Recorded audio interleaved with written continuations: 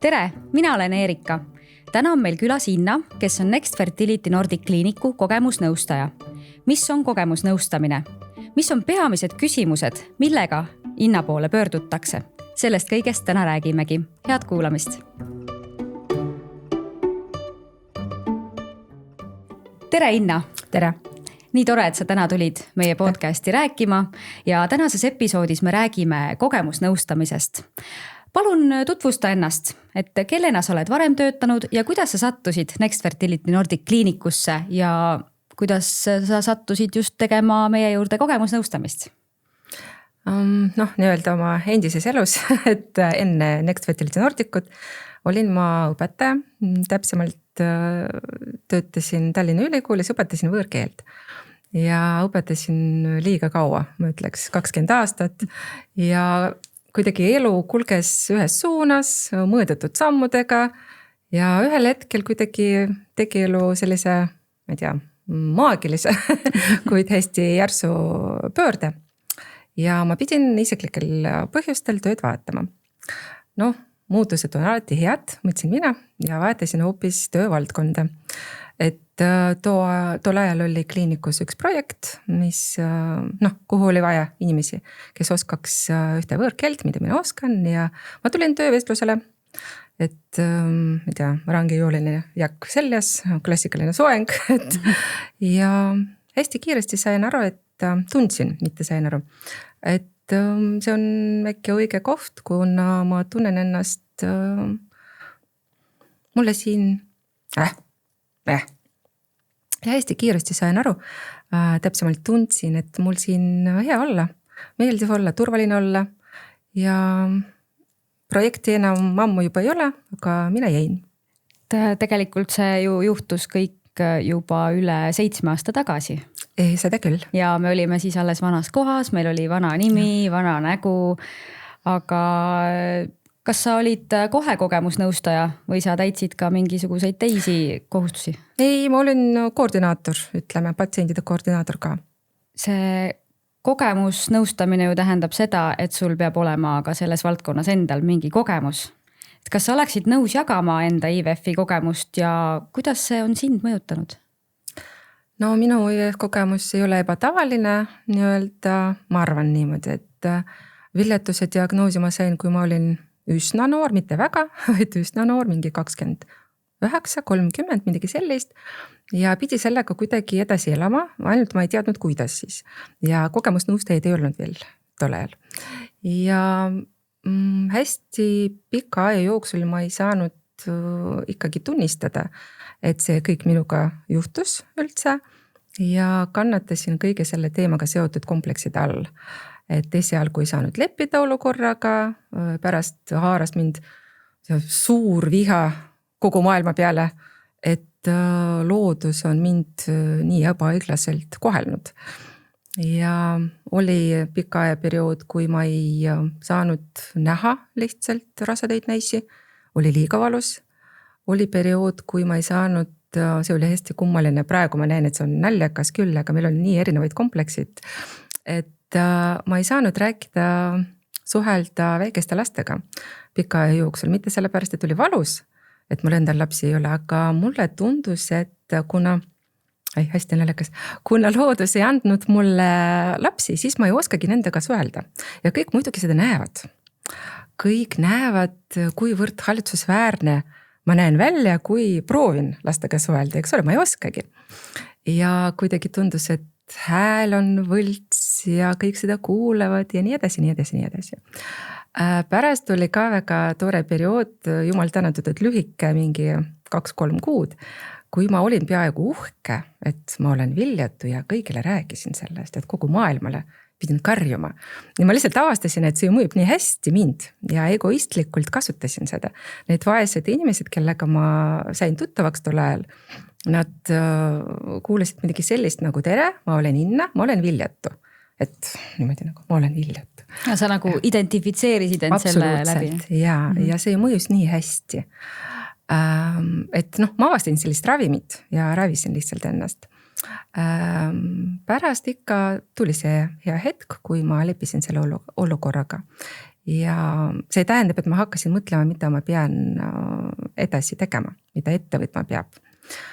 Muidugi kahjuks see võttis hästi palju aega, aastaid, sest nagu ma ütlesin, ma ei käinud psühholoogi juures, häbenesin ja pidin nagu, paruni Münchhausi kombel juuksed pidi ennast soost välja kiskuma ise, eks.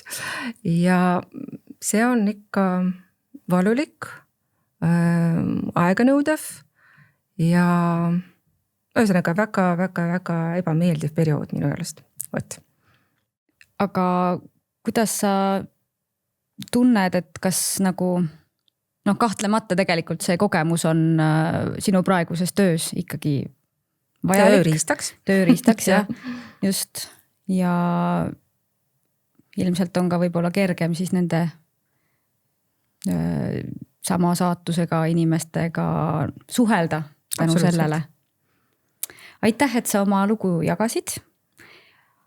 Kes on IVF kogemusnõustaja?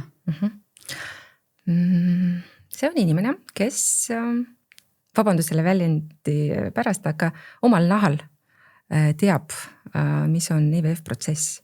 Et ta on selle läbinud ja ta oli kunagi patsiendi kohal, seega ta saab väga hästi aru, mida see patsient võiks tunda. Ja muidugi see IVF kogemus on ainult aluseks, vundamendiks, et sinna peale peaks kindlasti vastavat haridust ka lisama. Ja läbisin koolitusi, vastavaid koolitusi ja üldkokkuvõttes, kui niimoodi üldistada, siis kogemusnõustaja inimene, kes oma kogemuse või isegi taastusloole tugenedes aitab patsiendil leida tema enda sees ressursse, et vähima emotsionaalse kaotusega edasi liikuda. Kaua sa oled juba tegutsenud kogemusnõustajana ja kuidas see töö on sind ka isiklikult mõjutanud? 4 aastat juba ja see periood näitas mulle, kuivõrd meeldiv ja tore, kui sinu kogemus on teistele toeks, abiks ja kasuks. Et see sinu kogemus ei ole lihtsalt niisama, minevikus valatud pisarad või võidetud ja ära unustatud kompleksid, aga see on nüüd tööriistaks ja see aitab aidata. See on väga meeldiv. Jah, ma olen ise saanud ka kogemusnõustamist, mitte küll selles valdkonnas, aga valdkonnas, kuhu ma nii-öelda ka täiesti pea ees sukeldusin. Ja kui kogemusnõustajat ei oleks olnud, kes on sama asja juba läbi teinud, oleks see olnud ikka kordades hullem, et tegelikult on see väga tänuväärne, mida sa teed. Et aga kas sind ka midagi inspireeris, et miks sinust sai kogemusnõustaja? Kahjuks mitte, tahaks öelda, et inspireeris küll. Et ma olen juba töötanud kliinikus tol ajal, kui me hakkasime arendama peale meie põhiteenuseid ka tugiteenuseid. Et psühholoogi nõustamine, toidumisnõustaja, geeninõustaja ja nii edasi. Et selgus ühel hetkel, et kui toidumisnõustajad ja geeninõustajad pead veel otsima, siis kogemusnõustaja on siin kollektiivis olemas juba peaaegu. Et peab seda lihtsalt veidi koolitama ja kogu lugu.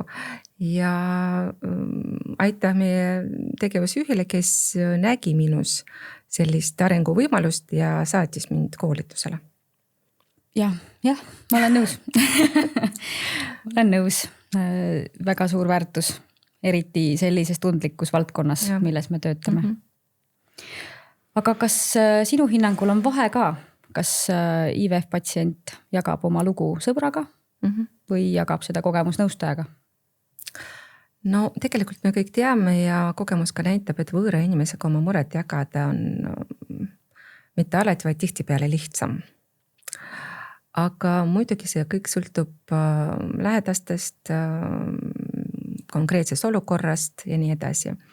Et üks asi on see, kui lähedased näiteks otsustavad ühe toe vormine hullult palju küsimusi esitada. Näiteks, et millal sa arsti juurde lähed, millal mida ta ütles, mis su viljakustase on, kas see on veel šansse. Teatud pinge paneb ja nagu nii edasi, peale. nii edasi, et tõstame seda pinget, eks ole. Et muidugi neid inimesed arvavad, et see on toeks, muidugi. Kahjuks mitte. Teine absoluutselt lugu, kui patsient ise, kui tal on võimalus valida, millal ja siis kuidas, eks ole, ta võib suhelda oma lähedastega sel peenel teemal. Seda kahjuks harva juhtub ja tähendab, et keegi ei pea rikkuma patsiendi isiklikku ruumi, vaid vajadusel kogu aeg olla tema juures, temaga koos, et näidata ja rääkida sellest lihtsalt, et homme on uus päev ja kõik. Ja seda tegelikult piisab. Ja kui niimoodi üldistada, siis ülioluline on üldse rääkida ükskõik ka spetsialistiga või siis lähedastega, et naine peab ise valima lihtsalt, kumb on talle mugavam. Ja ei tohi kindlasti hoida neid negatiivseid emotsioone enda sees. Ei tohi suurendada seda stressi, ei tohi lasta nendel kompleksitel veelgi enda sees sisse sügavamale minema. See on kõige olulisem. Võib-olla siis ongi tundeid väljendada kergem ju võõrale. Jah, ma arvan küll. Aga millised siis on peamised hirmud ja küsimused, millega patsient sinu poole pöördub? Kui üldistada, kui proovida väljendada seda ühe sõnana, siis see sõna on leppimine. Sõltub juba olukorrast, millega patsient peab leppima. Et üks tegelikult on mures üleüldiselt ainult sellepärast, et lapse saamiseks ta peab üldiselt tulema viljatusravikliinikusse. Et see on nii loomulik ju, rasestumine, sünnitamine ja nii edasi, aga tema peab IVF kliinikusse tulema. Teine muretseb või kardab isegi, kuidas ta oma partnerile oma viljatuse diagnoosist räägima hakkab. Kuidas ta sõnu leiab selleks. Kolmas, ma ei tea, kardab hormoonravi. Et seda enam, et ta peab ise süstima. Neljas on mures sellepärast, et kui vaja tal teha IVF-i doonormuunarakkudega näiteks ja siis tema laps ei ole tema bioloogiline laps, kas ta hakkab üldse teda armastama ja nii edasi, et siin on hästi palju erinevaid küsimusi ja neid stressirohked ajad või konkreetne diagnoos, kuidas ma ütlen, tekitab nii palju erinevaid emotsioone, et mul vastuvõttel inimesed mõnikord ise imestavad, kuivõrd huvitavaid tundeid, huvitavaid emotsioone põhjustab see viljatuse diagnoos. Aga kõige olulisem on, et patsient peab teadma, et tema kogetud tunded ja tema kogetud emotsioonid on loomulikud ja mitte mingil juhul ei tohi neid häbeneda. Kui pikk on üks kogemusnõustamine? Kas poole tunniga saab kõik ära rääkida või on see ikkagi pigem selline tunni teema? Kindlasti tund vähemalt, meil klassikaline on tund ja soovi korral võib alati korduvalt tulla. Ja. Aga kas kogemusnõustamisele tulev inimene peab olema meie kliiniku patsient või ei pea? Kindlasti ei pea. Ja meil on vastuvõtul käivad inimesed, kes on kas teises kliinikus IVF-i ravil või ei ole üldse IVF-i ravil või ei ole üldse diagnoosi saanud.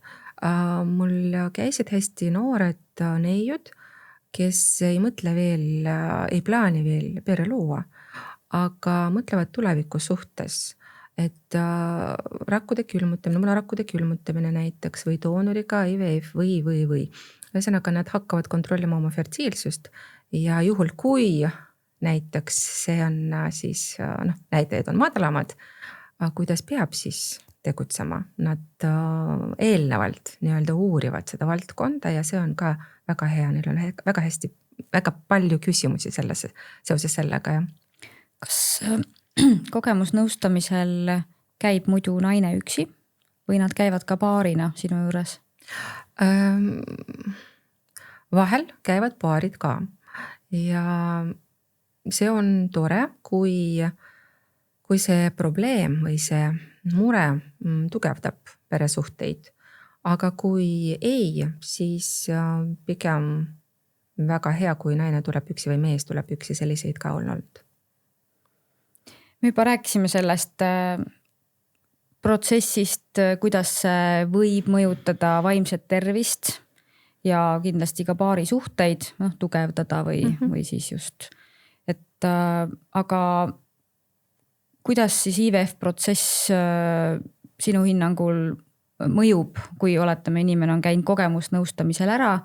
Kas näiteks tahab keegi mitu korda saada kogemusnõustamist? Jaa, praegu ma võin öelda, et maksimum mul oli 11, selles mõttes 11 nõustamist ühe patsiendiga ja miinimum on ikka üks, kui ma räägin nendest noortest naistest, kes lihtsalt uurib seda valdkonda. Aga kuidas see protsess mõjutab vaimset tervist ja peresuhteid? Ma vihkan seda lauset, mida ma hakkan praegu rääkima, aga see on kõik individuaalne, eks. Et on, nagu me ütlesime, paare, kes tuleb koos ja nende suhteid on siis tugevdatud selle probleemiga. Nad on valmis koos võitlema ja see on väga hea. Mul oli isegi paare, kus koos nutsid mu kabinetis. Ja mul oli üks salvratikarp, sellega oli probleem. Aga muidugi on selliseid, kes tulevad eraldi või siis üks partner tuleb üksi. Ja näiteks mõnikord tuleb naine, kes veel paar kuud tagasi plaanis oma mehega, oma partneriga teha läbida IVF-tsükli, vaid nüüd hoopis tuli seemneraku doonori valimiseks. Sest just tema puhul me võime öelda, et see stressirohke aeg ja sellega kaasnevad emotsioonid siis olid lahutuse tõugejuks pigem. Ja see ei ole halb, see ei ole hea. See on lihtsalt selline reaalsus, millega peab ikkagi leppima, et edasi liikuda. Jah, see on individuaalne, nagu sa enne ütlesid. Aga eks see on iga patsiendi enda otsustada, kas ta jagab enda lugu ka enda teiste pereliikmetega, vanematega, kas või vanavanematega. Õega, kellel on juba lapsi. Just, õega, vennaga, aga kuidas, kui pereliikmed ja sõbrad oletame teavad, et nad käivad viljatusravikliinikus ja võib-olla on seal käinud juba mitu aastat. Kuidas saab kõige paremini neile tuge pakkuda? Mis sa arvad? Peamine asi, et pere või lähedased peavad olema valmis võtma vastu igasuguseid otsuseid, mis patsient teeb. Mitte kritiseerida mitte mingil juhul. Muidugi on raske lõpuni aru saada meest või naist, kellele on pandud see viljatuse diagnoos. Et lõpuni me ikka mõista seda ei saa.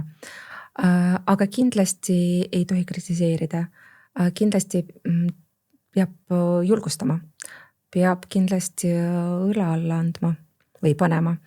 Et see inimene, näiteks see naine, kes hakkab läbima IVF-protsessi, saaks aru, et ta ei ole selles protsessis üksi sel teekonnal.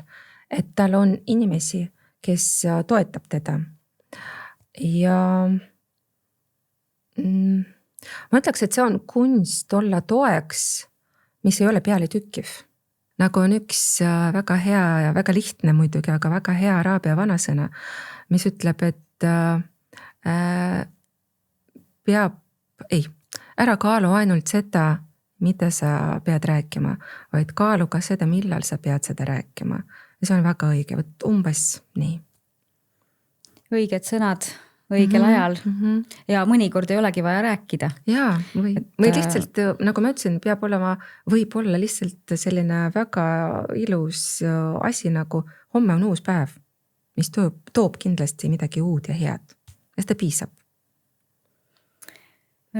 Mis sa arvad, kas Eestis on piisavalt tuge ja ka ressursse inimestele, kes IVF-protsessi läbivad? Just need kogemusnõustajate näol näiteks. Ei, no kui tõsiselt rääkida, siis muidugi, et sõltuvalt probleemist alati võib pöörduda psühholoogi juurde, et see on spetsialist, kes ei ole otseselt võib-olla seotud IVF-raviga või üldse raviga. Aga ta oskab ikka professionaalselt aidata toime tulla stressirohke situatsiooniga. Ja kui rääkida suhetest, siis meil on, Eestis meil on ikka paariteraapia, peereteraapia ja nii edasi. Et ma usun küll, et soovi korral ja võimalusel nii-öelda alati võib leida õiget spetsialisti ja saada professionaalselt kvalifitseeritud abi. Ka sina oskad ka ju suunata inimesi alati mingile teele, mis neile just kõige mugavam on. Kui ei ole enam minu pädevuses ja ma tunnen seda väga hästi ja koolitati ka, mida tohib teha, mida ei tohi. Kui see ületab minu pädevuse piire. Loomulikult ma suunan psühholoogi juurde. Aitäh selle vestluse eest. Mida sa soovitaksid kuulajale, kes tunneb hirmu IVF-protsessi ees? No üleüldiselt ma saan praegu anda ainult ühte soovitust võib-olla, et ärge unustage, et te ei ole üksi. Et selle probleemi silmitsi seisvaid inimesi on hästi palju. Ja sama palju on tänapäeval selle probleemi lahendamisvõimalusi. Ei pea unustama, et nii lähedased kui ka spetsialistid alati aitavad või kas spetsialistid või siis lähedased, aga alati toetavad ja alati aitavad. Üksi te kindlasti ei ole. See on selline mantra tänaseks. Aitäh sulle, Inna, et sa tulid täna minuga rääkima. Kogemusnõustaja Inna Next Fertility Nordic Clinicus aitab nõu ja jõuga hea meelega. Hea meelega. Aitäh.